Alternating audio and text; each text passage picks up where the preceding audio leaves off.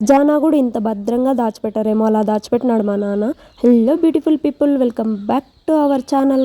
బేసిక్గా అందరూ ఇంటికి రాగానే వాళ్ళ ఇంట్లో వాళ్ళు ఎక్కడ పోయినారో అని వెతుకుతారు. మేము అట్లా కాదు, మా నాన్న తినేకి ఏం తెచ్చినాడా అని దలాడతామన్నమాట. ఇంకా ఆ రూమ్లోకి పోగానే నాకు ఈ మామిడికాయలు కనిపించినాయి. ఖజానా కూడా ఇంత భద్రంగా దాచిపెట్టారేమో.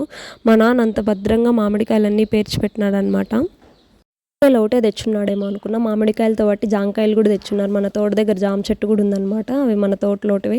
అయినా ఇంటికి రాగానే మనకు ఇష్టమైన కనిపిస్తే ఎంత బాగుంటుందో కదా. నాకైతే మామిడికాయలు అంటే చాలా ఇష్టం. మీలో ఎంతమందికి మామిడికాయలు అంటే ఇష్టం ఉందో కామెంట్ చేయండి. మనం కొనుక్కొని తింటే ఆ ఫీలింగ్ రాదనమాట.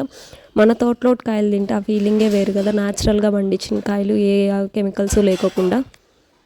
ఇంటికి రాగానే వీటిని చూస్తే నా ఆనందానికి హద్దులే లేవు. ఇక టేస్ట్ విషయానికి వస్తే వేరే లెవెల్ ఉన్నాయన్నమాట. చాలా అంటే చాలా తియ్యగా ఉన్నాయి.